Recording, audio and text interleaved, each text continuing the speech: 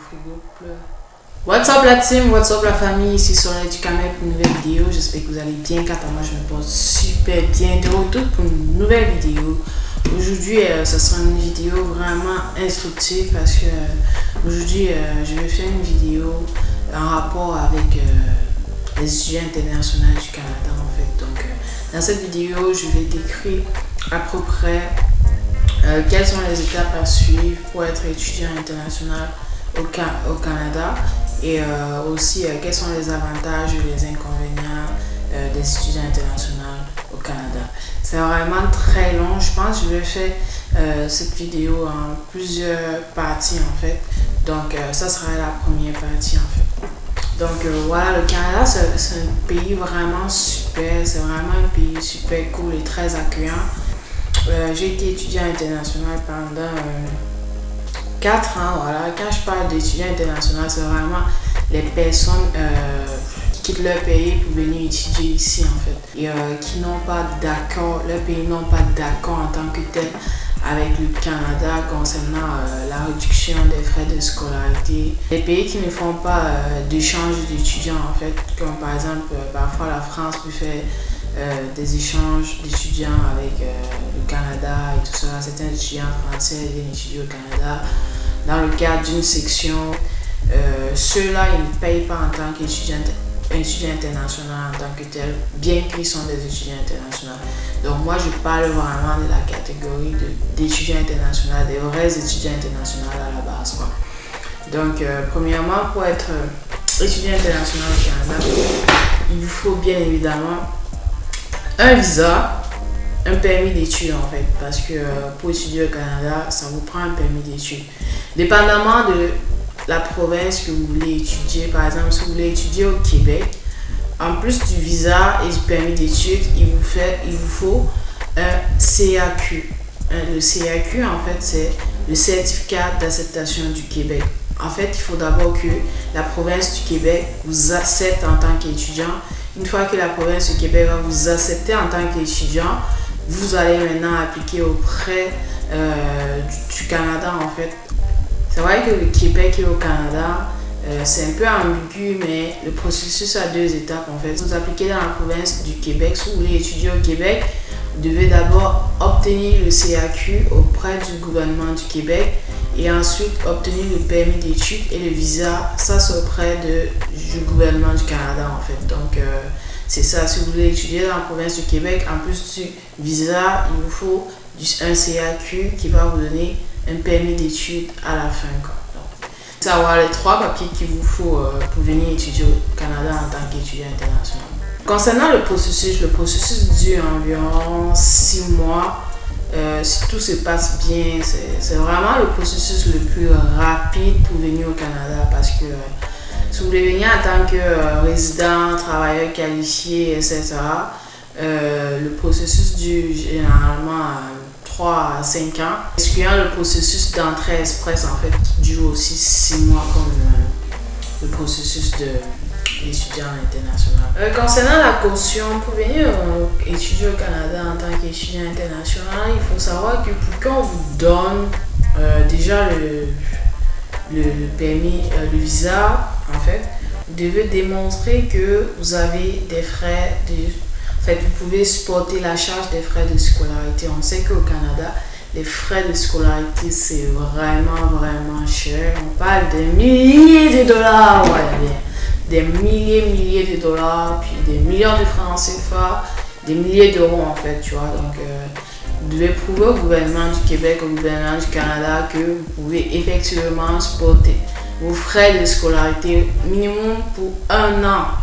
1 an, vous devez avoir vos frais de scolarité de 1 an plus vos frais de subsistance. Les frais de subsistance, c'est genre les frais de loyer, les frais de nourriture, puis les frais de vêtements, quoi, les besoins normaux, je vais dire, les besoins basiques, quoi, tu vois. Vous devez avoir les frais pour ça.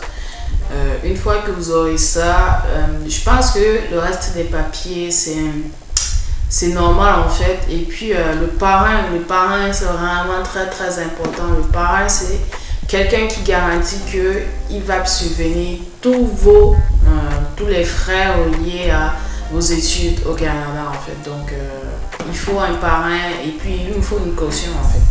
La caution, ça part dans les... Il demande un minimum de 22 000 $ en fait. Donc 22 000 $ qui est l'équivalent de d'à peu près 11 millions de francs CFA. En euros, je sais pas trop, peut-être 19 000 € ou 18 000 €, à peu près comme ça. Et voilà quoi, et ça c'est juste pour un an en fait, c'est juste pour un an d'études en fait, c'est malade quoi. Donc c'est ça, il faut la caution, il faut aussi être admis dans une école en fait. Généralement la plupart des étudiants internationaux soit ils partent au collège, le collège qui est la cité collégiale en fait. Le collège se poursuit une formation de 1-2 ans.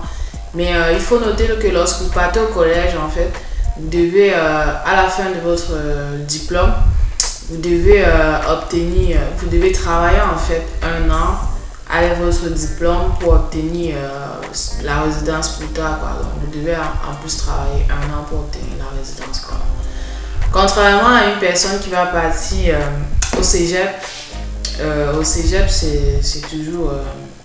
une formation qui permet également d'obtenir quand même un permis de travail. Et après, c'est ça, vous pouvez trouver un emploi avec le cégep, c'est vraiment recherché quand même.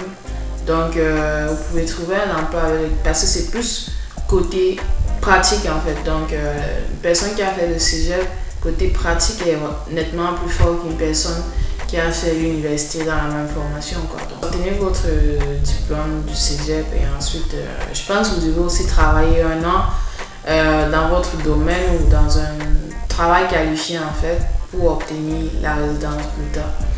Ceux qui partent à l'université, par exemple, la formation à l'université dure entre 3 et 4 ans.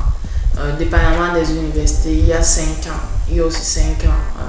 Un baccalauréat. Le baccalauréat, c'est l'équivalent de la licence dans le système français en fait. Mais ici au Canada, on appelle ça le baccalauréat. Donc, c'est pas le baccalauréat genre au lycée, c'est vraiment le baccalauréat à l'université, quoi. Donc, c'est l'équivalent de la licence. Les Anglais appellent ça bachelor, je pense. Ouais.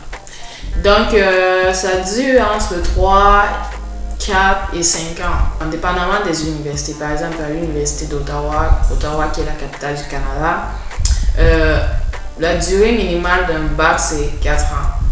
Et pour les bacs en génie, c'est vraiment les bacs qui durent, ils ont un an de plus que les autres bacs en fait. Donc, le bac en génie, que ce soit génie informatique, génie logiciel, génie électrique, ça dure genre 5 ans.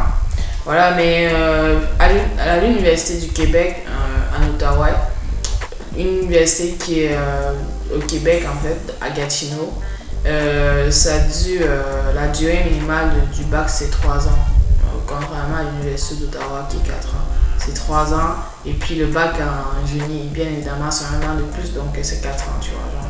Donc, c'est ça quoi, c'est ça la différence entre les deux. Donc. Et suite à ça, pour obtenir la résidence, vous n'avez pas forcément besoin de travailler pour obtenir la résidence, quoi. Et après ça, on vous donne directement un permis de travail. Donc, et vous pouvez appliquer directement pour la résidence sans attendre en fait un an chez un employeur, etc.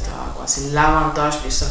Mais vous payez plus en frais de scolarité. Par exemple, admettons, l'université, ça coûte d'abord plus cher que le collège et le cégep. Donc, du coup, c'est ça, c'est un peu gagnant-gagnant, quoi, tu vois.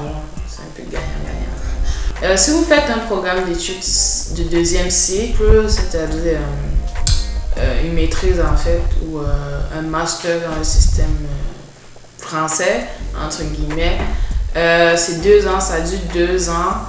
Ouais, c'est ça. À la suite de votre master, vous pouvez également appliquer pour votre résidence sans pouvoir autant travailler chez un employeur pendant 1 an avant de pouvoir appliquer pour la résidence en fait. C'est vraiment cool de venir en tant que master parce que vous payez moins en frais de scolarité contrairement à celui qui fait le baccalauréat. Par exemple, 1 an de moins, donc du coup, voilà, vous sauvez la money aussi, hein, l'argent, donc du coup, c'est vraiment cool, quoi. Après, bon, Ça dépend aussi parce qu'il y a certaines personnes qui arrivent et on leur fait faire des cours de mise à niveau en fait. Genre, ils vont prendre des cours en baccalauréat d'1 an. Ensuite, s'ils obtiennent une moyenne supérieure à B, voilà, B. Il faut noter que le système canadien, ça se note de A à E en fait. Ouais, E c'est un échec. Vous pouvez aller taper sur le net pour savoir combien est-ce que ça correspond sur le système francophone. Donc, il faut que la personne obtienne un moyen cumulatif de B pour pouvoir accéder, pour pouvoir commencer la maîtrise. Donc, du coup, c'est un peu l'équivalent d'un baccalauréat vu sur ce point. Voilà quoi, j'espère que j'ai répondu à quelques-unes de votre questions concernant le processus d'immigration en tant qu'étudiant international au Canada.